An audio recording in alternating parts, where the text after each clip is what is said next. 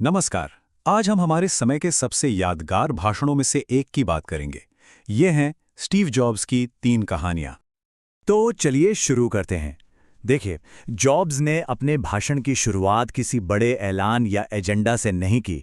उन्होंने बस एक बहुत ही सादा और पर्सनल वादा किया कि वो अपनी जिंदगी की 3 कहानियां सुनाएंगे। और यही सादगी, कहानी सुनाने का यही अंदाज इस भाषण को इतना दमदार बनाता है क्योंकि ये सीधे दिल से जुड़ता है। तो पहली कहानी, इसकी शुरुआत होती है एक ऐसे फैसले से जो उस वक्त आप सोचिए एक बहुत बड़ी नाकामी जैसा लग रहा था, कॉलेज छोड़ देना। ये कहानी इस बारे में है कि कैसे जिंदगी के बिखरे हुए और बेमतलब से लगने वाले तजर्बे बाद में एक साथ जुड़कर कोई बहुत बड़ा मतलब बना देते हैं। अब ये जो टाइमलाइन है, ये साफ साफ दिखाती है कि जॉब्स का सफर कोई सीधी सपाट सड़क नहीं था, बल्कि ये तो उन घटनाओं का एक सिलसिला था जो उस समय बिल्कुल बेतरतीब, मतलब रैंडम लगती थी। हर एक पड़ाव अनजाने में अगले पड़ाव के लिए जमीन तैयार कर रहा था, भले ही उस वक्त ये किसी को समझ ना आ रहा हो। अब कॉलेज छोड़ने का मतलब था उन्हें एक आज़ादी मिल गई। अब वो ज़रूरी, मतलब बोरिंग क्लासेस लेने के लिए मजबूर नहीं थे। इसकी जगह वो अपनी क्यूरियोसिटी के पीछे भाग सके और कैलीग्राफी जैसे विषयों को चुना। ये एक ऐसा कदम था जो उस समय बिल्कुल अनप्रैक्टिकल लगता था। और फिर देखिए क्या होता है। वही कैलीग्राफी क्लास जो उस वक्त एकदम फिजूल लग रही थी, उसका 10 साल बाद कितना बड़ा, कितना अनएक्सपेक्टेड असर हुआ। अगर उन्होंने अपनी उस क्यूरियोसिटी को फॉलो ना किया होता तो शायद आज पर्सनल कंप्यूटर का डिज़ाइन और एक्सपीरियंस कुछ और ही होता। और यही यही इस पूरी कहानी का निचोड़ है। मतलब आप आगे देखकर ये नहीं बता सकते कि कौन सी चीज़ कहाँ जाकर जुड़ेगी। जिंदगी का पूरा पैटर्न तो वो तो सिर्फ पीछे मुड़कर देखने पर ही समझ आता है। तो यहाँ से सीखने वाली बात क्या है? सबक यह है कि किसी चीज़ पर भरोसा रखना बहुत ज़रूरी है, चाहे वो अपनी गट फीलिंग हो, अपनी किस्मत हो या कर्म हो। क्योंकि यही भरोसा वो हिम्मत देता है कि लीक से हटकर अपने दिल की सुनी जा सके, जो आखिर में सब कुछ बदल सकता है। चलिए, अब आते हैं दूसरी कहानी पर। और ये कहानी है प्यार और नुकसान की।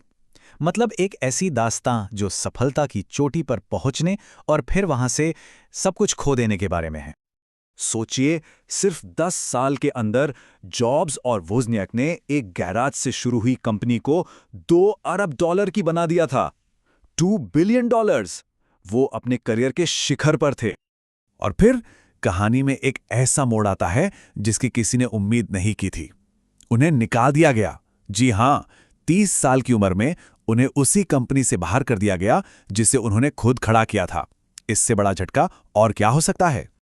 लेकिन कमाल की बात देखिए, बाद में उन्होंने इसी घटना को, इसी पब्लिक फेलियर को अपने जीवन की सबसे अच्छी चीजों में से एक बताया। यह दिखाता है कि बस नजरिया बदलने से कैसे एक तबाही भी एक नए मौके में बदल सकती है। तो हुआ ये कि कंपनी से निकाले जाने के बाद वो आजाद हो गए।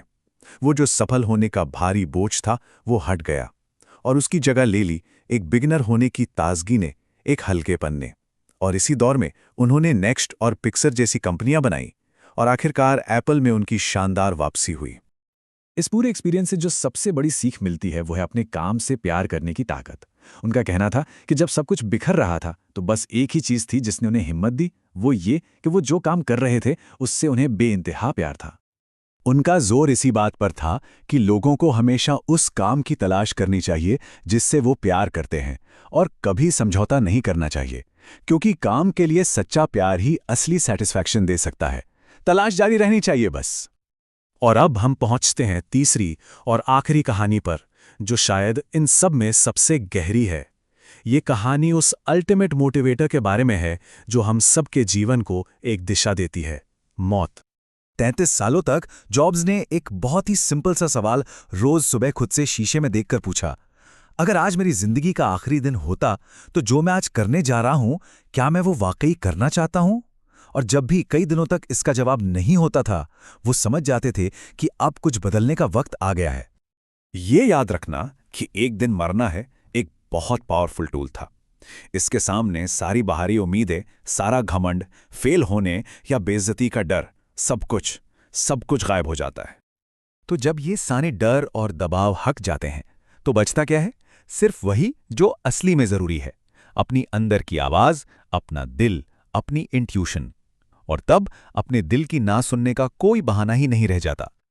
और ये हमें एक बहुत ही दमदार नतीजे पर लाता है। अपना समय सीमित है तो इसे किसी और की जिंदगी जी के बर्बाद नहीं करना चाहिए। मतलब दूसरों की सोच के पिंजरे में कैद होकर नहीं जीना है। अपनी अंदर की आवाज को दुनिया के शोर में गुम नहीं होने देना है। तो चलिए अब इन तीनों कहानियों को एक साथ लाते हैं और देखते हैं कि ये मिलकर एक कितनी पावरफुल लाइफ फिलॉसफी बनाते हैं। देखिए, हर कहानी एक दूसरे से जुड़ी है। पहली कहानी कहती है अपने रास्ते पर भरोसा करो। दूसरी कहती है उस काम को ढूंढो जिससे प्यार हो और समझौता मत करो। और तीसरी कहती है अपनी जिंदगी जियो, किसी और की नहीं। ये तीनों मिलकर एक पर्पसफुल लाइफ का ब्लूप्रिंट तैयार करते हैं। और आखिर में वो हमें अपनी सबसे मशहूर सलाह देते हैं, स्टे हंग्री, स्टे फूलिश। भूखे रहो, मूर्ख बने रहो। इसका मतलब क्या है? मतलब हमेशा कुछ नया सीखने की भूख बनाए रखो और कभी ये मत सोचो कि सब कुछ पता चल गया है। हमेशा एक बिगिनर की तरह मूर्ख बने रहने की हिम्मत रखो ताकि नए रास्ते आजमा सको, क्योंकि यही सोच इनोवेशन और प्रोग्रेस को जन्म देती है।